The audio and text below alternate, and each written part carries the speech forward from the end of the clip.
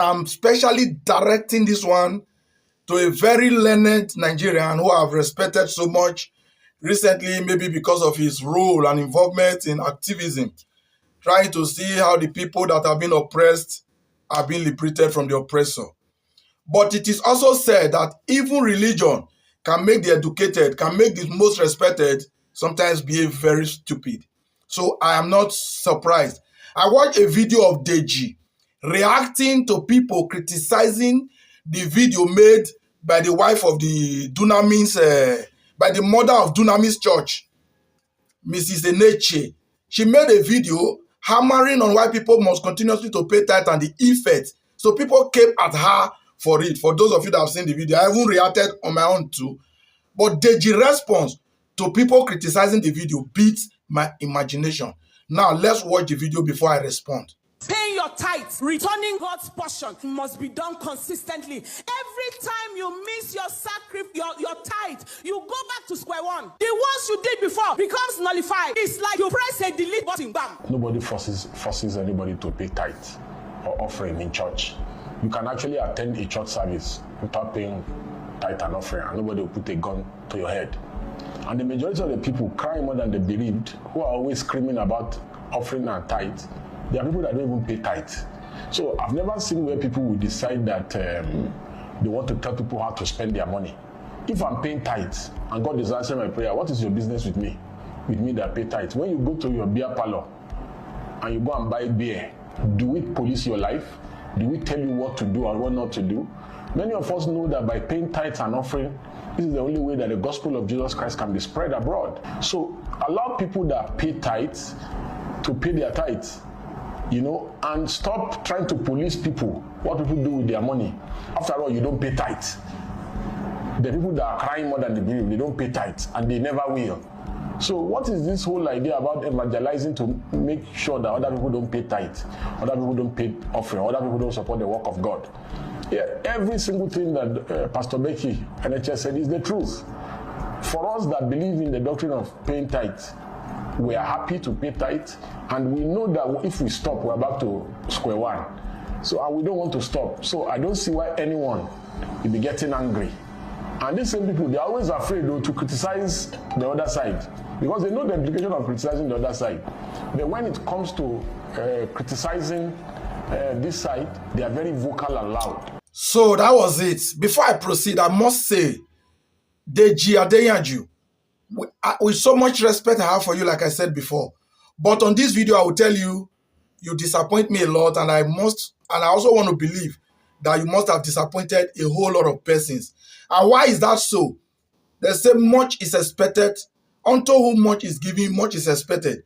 With the level of academics, with the level of knowledge we want to believe you must have acquired, we have reason to believe that you should know more than this and you should do better than you just did. Defending religion automatically tells me a whole lot that are negative about anybody, regardless of the position you hold in a society. Now, but let me pick some vital point against your practice as a lawyer, Deji. You said nobody forces anybody to pay tithe or offering. But you just lied there. Yes, they might not do it with arms. But when they keep telling you, I'm glad you also said in that same video that if you stop to pay tithe, you'll be back to square one. Says who? Is that not a threat? Is that not that is a threat. Instilling fear on the people. Thereby you are forcing them to pay tithe. You are preying on the gullibility of the people. You know these people are gullible and ignorant of the fact that religion is a fraud. It's a scam. Now you are telling them if they don't give you 10% of their earnings, that they will go, going back to square one. That's a threat. Deji, you are a lawyer, you know this. I expect you to know this.